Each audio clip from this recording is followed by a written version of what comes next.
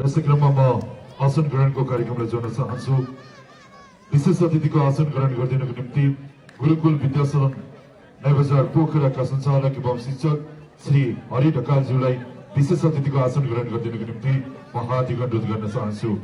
आदरणीय खेलप्रेमी दर्शक महानुभावहरू, यहाँहरूले खेलकुदको मजा रमाइलो त दिइ नै रहनु भएको छ। यसै बीचमा यहाँहरूको मनोरञ्जनको लागि एउटा नृत्य प्रस्तुत गर्दैछौँ। कलाकार बहिनी सलिना गुरुङ।